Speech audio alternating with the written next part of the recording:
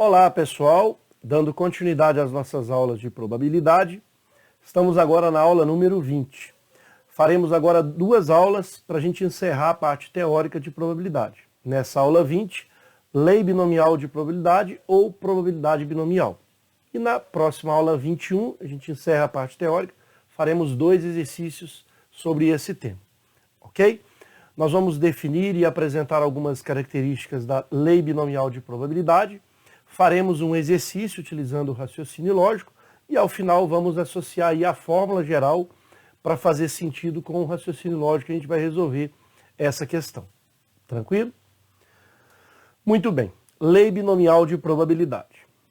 Trata de um experimento que se repetirá N vezes, sempre mantidas as mesmas condições originais. Vamos pegar aqui um exemplo de uma moeda honesta, cara ou coroa. A gente vai lançar essa moeda, por exemplo, 50 vezes, ou seja, o N vai ser 50, mantendo as mesmas condições originais, ou seja, a gente lança a moeda para cima e observa a face voltada para cima em cima de uma mesa, por exemplo. Vamos pensar num dado honesto de 6 faces, a gente lança um dado e vai observar a face voltada para cima. E a gente pode repetir esse experimento uma determinada quantidade de vezes, por exemplo, 1000 vezes. Sem problema algum, sempre mantendo as condições originais, ou seja, lançando o dado e observando a face voltada para cima. Tranquilo? Muito bem. Outra característica da lei binomial de probabilidade. Esse experimento só admite dois resultados, sucesso e fracasso. No caso da moeda, nós podemos definir sucesso como sendo cara e fracasso coroa. Mas posso inverter, posso pensar no sucesso a coroa e no fracasso a cara. Como que seria o dado? No dado, a gente vai pensar uma definição previamente no exercício.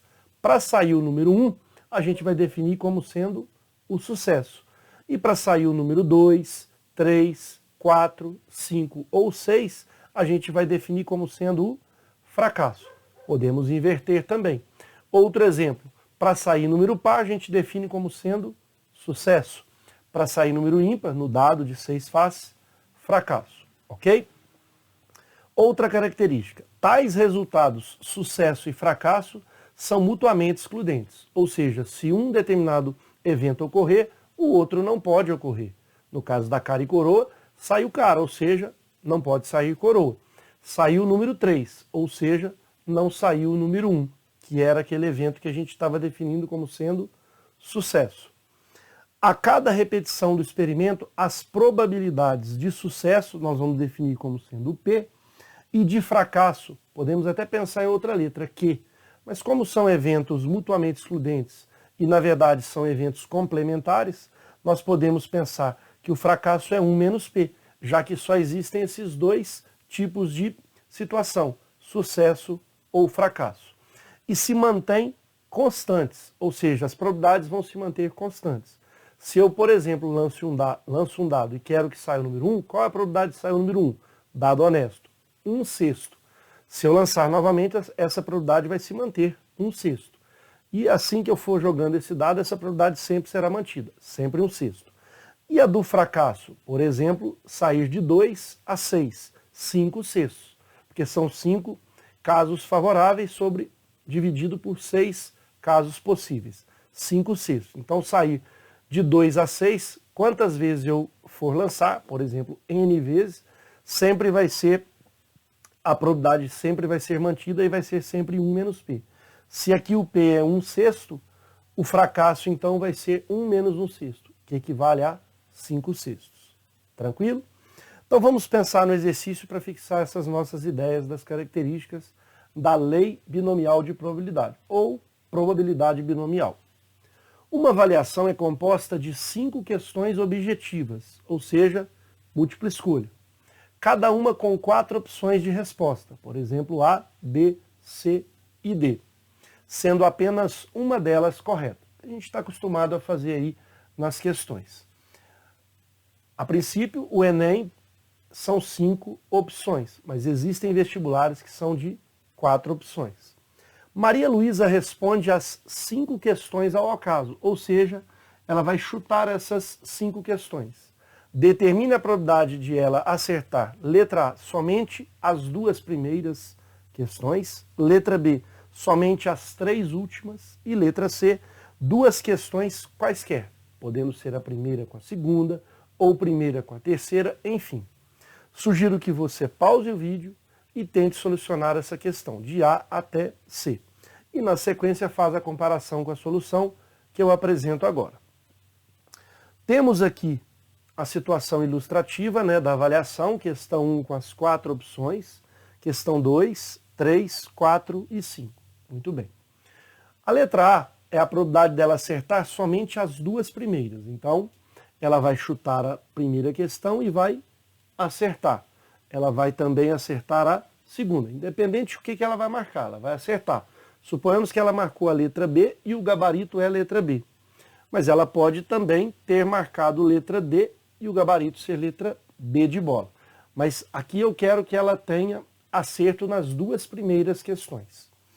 E aí, obviamente, somente nas duas primeiras. A terceira, a quarta e a quinta, ela vai errar. Então ela vai chutar e acertar as duas primeiras. Como a gente vai trabalhar aqui em sucessões de etapas ou etapas sucessivas, a gente vai usar aqui a seguinte situação. Acertar a primeira questão e acertar a segunda questão e errar a terceira e errar a quarta e errar a quinta. Note que o conectivo E vai dar a ideia de multiplicação, que são etapas sucessivas. Então, a probabilidade de acertar a questão número 1 é 1 quarto.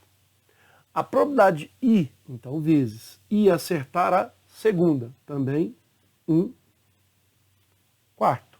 Só que agora ela vai errar a terceira. A probabilidade de acertar vai ser 1 quarto. Significa que a probabilidade de errar vai ser 3 quartos. Obviamente, esse é um modelo equiprovável. O chute que for dado aqui, nada impede aqui de pensar, vamos pensar, eu não consigo defender a situação sendo aqui não equiprovável. Porque qualquer que seja o chute, a probabilidade de acertar vai ser sempre 1 quarto. Porque pode cair em A, em B, em C ou em D. Por isso, a probabilidade de errar a terceira questão é 3 em 4. A probabilidade de errar a quarta questão também 3 em 4. E, finalmente, errar a quinta questão. Veja, nós temos aqui o E, então eu vou multiplicar todas essas probabilidades.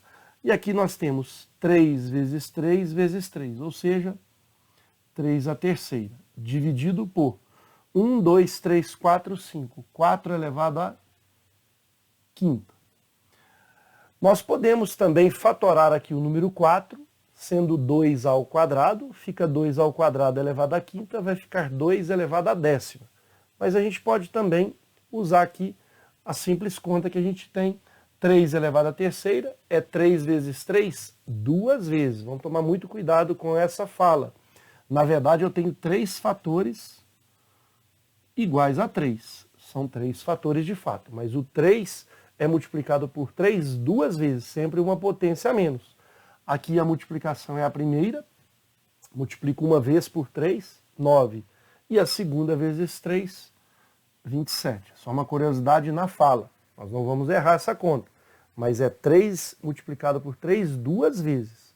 Da mesma forma que o 4 vai ser multiplicado por 4, 4 vezes, uma potência a menos. Portanto, 4 vezes 4, 16. 16 vezes 4, 64. Vezes 4, 256.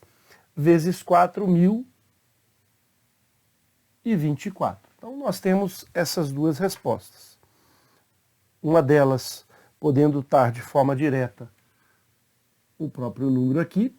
Podemos ter também essa resposta, mas nada impede de ter uma terceira resposta, que a gente já mencionou anteriormente. Porque essa razão é a mesma coisa que 3 a terceira, dividido pelo 4, que é 2 a segunda, elevado a quinta. Então é 2 a décima. Então poderia ter essa aqui também numa determinada alternativa de uma prova de múltipla escolha. Mas está aí as possíveis respostas para a letra A. Vamos à letra B. Vamos apagar então essa configuração, porque agora a letra B é diferente.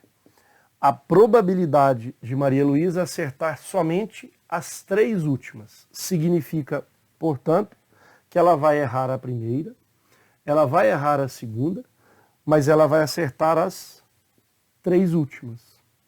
E aí nós vamos usar a mesma ideia. A probabilidade dela errar a primeira questão é 3/4. E ela também vai errar a segunda questão, 3/4, já que ela vai chutar.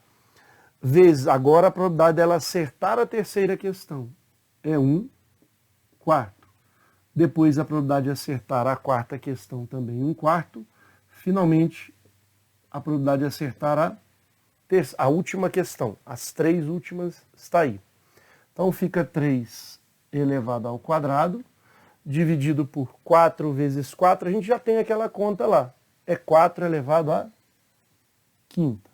Então, nesse caso, não vai dar 27, sim vai dar 9. E aí a gente menciona a mesma situação da fala. 3 ao quadrado é 3 vezes 3 uma única vez. Mas, de fato, são 2 fatores iguais a 3. Mas eu multiplico por 3 uma única vez, sempre uma potência a menos. Essa fala é importante. 4 elevado à quinta, nós já temos 1024. A gente pode pensar numa outra situação. A probabilidade dela acertar somente as 3 últimas é menor que a probabilidade dela acertar somente as 2 primeiras. Óbvio, ela está chutando e querendo acertar 3, a probabilidade do chute dela para acertar as 3 é menor que a probabilidade de acertar as 2 primeiras. Somente as 2 primeiras, aqui somente as 3 últimas. Ok? Vamos então para a letra C, que talvez é a mais interessante da nossa questão. Veja, a probabilidade dela acertar 2 questões quaisquer, não menciona quais as questões que ela irá acertar. Então, a gente pode ter vários casos aqui. Por exemplo, um primeiro caso, acertar a primeira e a segunda questão. Então, obviamente, ela vai errar as outras 3. Então, existe uma combinação de possibilidades aqui. Acertar a primeira e a terceira. Então, nesse caso, ela vai errar as outras 3. A segunda, a quarta e a quinta. Então, ela pode fazer aqui várias situações de acertos, dentre de 2 aqui que a gente vai escolher, primeira e segunda, primeira e terceira, primeira e quarta. E ela pode acertar a primeira e a quinta questão. Continuando o nosso raciocínio, agora eu passo para a segunda e a terceira questão. É uma possibilidade diferente das anteriores. Então nós vamos usar esse raciocínio, mas obviamente a gente tem uma forma para resolver isso mais rápido, usando aí o princípio de contagem. As ideias que a gente já tem do princípio de contagem. Então, segunda e terceira, segunda e quarta questão, errando a primeira, terceira e a quinta. Depois, segunda e quinta questão, e aí errando a primeira, terceira e quarta. E aí agora já passo para a terceira e quarta questão, errando a primeira, a segunda e a quinta. Depois, acertando a terceira e quinta questão, errando as demais, a primeira, a segunda e a quarta. E, finalmente, acertando as 2 últimas. É óbvio que numa prova eu não vou fazer isso que eu estou fazendo, principalmente se for uma quantidade maior de questões. Mas aqui a gente já pode contar que é 1, 2, 3, 4, 5, 6, 7, 8, 9 e 10. Note que a probabilidade de acontecer essa é a mesma dessa, que é a mesma dessa, que é a mesma dessa. Então são eventos, são modelos equiprováveis. A probabilidade de cada um desses eventos é a mesma. Então a gente pode pensar na probabilidade de uma dessa aqui, por exemplo, e a gente já fez isso aqui na letra A. A probabilidade de acertar a primeira questão vai ser 1 em 4. E acertar a segunda questão 1 em 4. Depois errar a terceira, então, 3/4. Errar a quarta, 3/4. Errar a quinta, 3/4. Essa é a letra A. Só que eu estou calculando a probabilidade somente desse evento. Como todos são eventos com a mesma probabilidade, eu vou fazer aqui a multiplicação por 10. Ou se não, somar este número mais esse é uma divisão em casos. Acontece essa situação, ou esta, ou esta, ou esta. Então note, o E é vezes o ou, a gente soma. Para evitar essa soma de 10 eventos, a gente multiplica direto por 10. Então, a gente já tem esse resultado lá da letra A, que foi 27 sobre 1024. A gente pode simplificar aqui, por exemplo, por 2 dá 512, por 2 dá 5. E aí basta a gente multiplicar 5 vezes 27. Se eu multiplicasse por 10, daria 270. Mas como é por 5, então é a metade de 270. Então 135 sobre 512. Então, na verdade, a ideia que nós usamos aqui para resolver essa questão foi listando. Mas nós poderíamos utilizar a combinação aqui, por exemplo, de 5 posições, escolhendo 2 a 2. Ou seja, a gente pode pensar que essa situação aqui é a combinação de 5 tomados 2 a 2. Aqui a gente pode escrever 5 escolhe 2, através das aulas de contagem. E essa conta a gente pode pensar em 5 fatorial, 2 fatorial, multiplicando a subtração de 5 e 2 vai ser 3 fatorial. A gente expande aí o 5 fatorial até 3 para a gente simplificar. 5 vezes 4 vezes 3 fatorial, dividido pelo 3 fatorial. O 2 fatorial é 2 vezes 1, que é exatamente 2. Eu posso cancelar o 3 aqui com 3 fatorial. 5 vezes 4, 20, dividido por 2, exatamente 10. Foi o que a gente achou listando todas as possibilidades, ok? Se você quiser, você pode também utilizar a permutação com elementos repetidos. Ou seja, eu tenho 5 elementos, então vai ser 5 fatorial, agora eu tenho que fazer as correções, né? O C aparece 2 vezes, então eu divido por 2 fatorial, está aqui, e o E aparece 3 vezes, divido por 3 fatorial. Então essa fórmula é também da permutação com repetição, ok? Então o nosso resultado é 135 sobre 512. Nós vamos explorar aqui a fórmula geral para que a gente possa utilizar e não precisar de ficar listando todos os casos. Veja só, a fórmula geral vai ser o seguinte: a probabilidade de obtermos K sucessos, obviamente, se eu tenho K sucessos, eu vou ter N menos K fracassos, porque são N tentativas, então N menos K é o complemento, fracasso. Em N tentativas é obtido pelo termo geral. A probabilidade de x igual a K vai ser N escolhe K, que de fato vai ser a combinação de N escolhendo K, que é o que a gente fez lá no exercício anterior. A gente tinha 5 objetos, vou escolher a posição do 2, ou seja, de duas posições, por exemplo, para o valor de C. Vamos voltar lá para a gente entender. São 5 objetos, eu quero escolher a posição do C.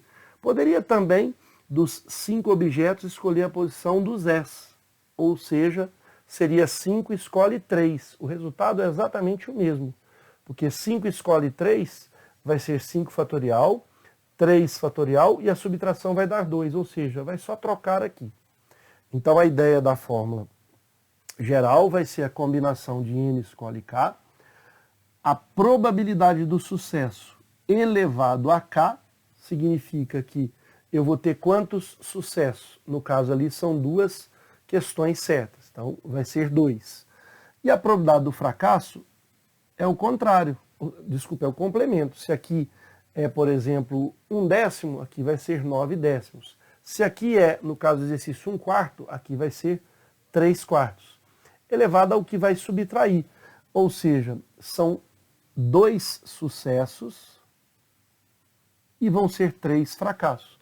2 questões certas e 3 questões erradas.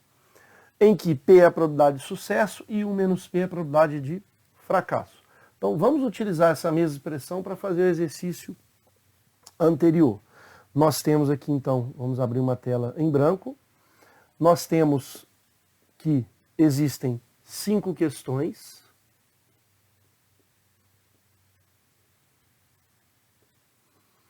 E nessas questões é de A até D, então são 4 opções.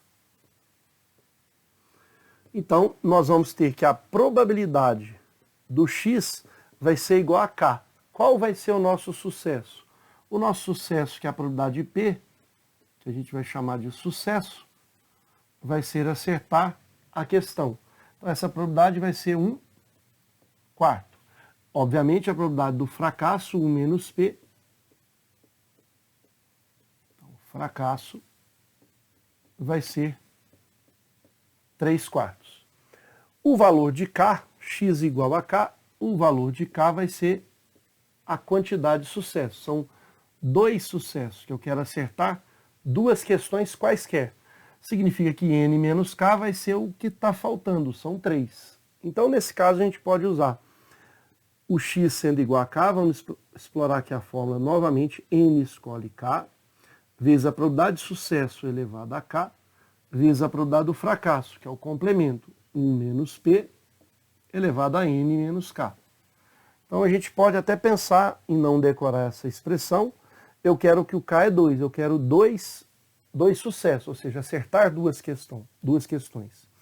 Vai ser a quantidade de tentativas, são 5 questões, então 5 e o K vale 2, vezes a probabilidade de sucesso, 1/4, elevado ao K, que vale 2, vezes a probabilidade do fracasso, que é 1 menos 1/4, ou seja, 3/4, elevado a 3, que é N menos K. 5 menos 2 é 3.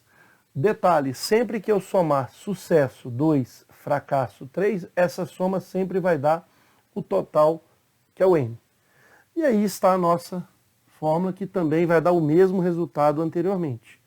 Essa conta a gente já viu que é 10, vezes 1 elevado ao quadrado é 1, e 4 elevado ao quadrado, 16, vezes 3 elevado à terceira é 27, sobre 4 elevado à terceira. 4 vezes 4, 16. 16 vezes 4, 64.